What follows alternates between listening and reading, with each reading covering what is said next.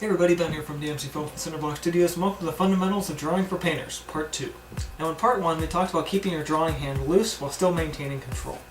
Once you've established exactly how you're going to hold the pencil, then you're going to go to exactly which joints are moving. Now when you're drawing, technically you're looking at 4 different joints. Your fingers, your wrist, your elbow, and your shoulder. These 4 different joints and 4 different movements will determine exactly how your lines are going to look. Finger movements will get short, small lines. Wrist movements will get more arcs.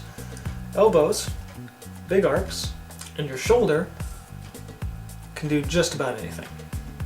However, keep in mind that the natural movements of your arms arc inward towards your body. So if you're making an arc this way, you'll use your right hand, or if you're left hand, your arcs will come the other way.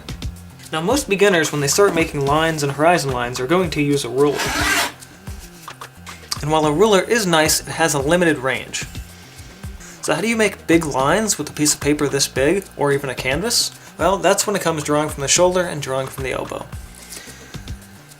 To review, if you're using your fingers, you're only going to get relatively short lines. If you're trying to use your fingers for long lines, they're going to be very shaky, very wavy. If you move up to your wrist, you're going to see slightly longer lines, but again, you don't have quite as much control on those longer areas. From the elbow, you get a much wider range and much longer lines, but you still get that little bit of an arc. So when moving to shoulder movement, you can get a full range all the way across your paper. And then when you feel confident enough, go ahead and throw your line down. It's perfectly okay if the line isn't perfectly straight. Keep in mind, however, if you're doing really intense perspective, you still might want to try and grab that ruler. With the line down, you can mark your vanishing points and very easily create perspective without a whole lot of effort.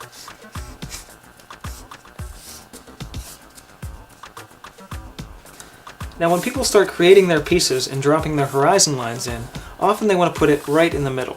And while you can do this, it doesn't really give a whole lot of dynamic to the piece.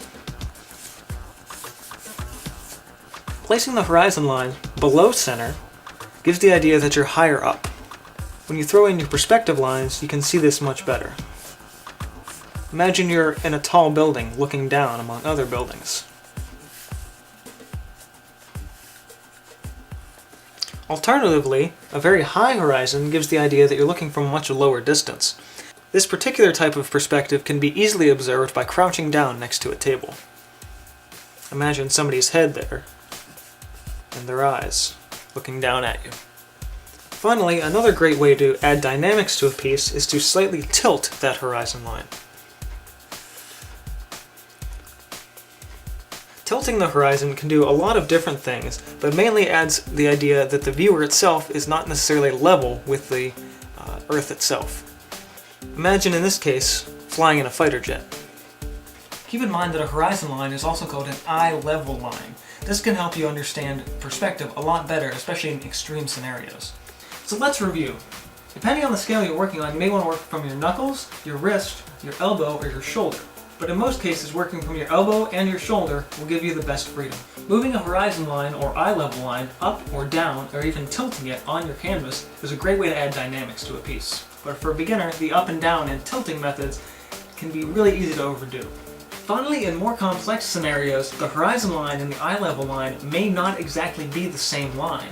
Where your eye is and where the horizon is can be completely different lines. And if you're not quite sure how to start a painting, just drop in your horizon line and start painting.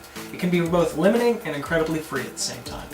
And as always, for more tips, tutorials, and other art videos, subscribe to the channel. This is Ben from DMC Films and Cinderblock Studios. See you guys next time.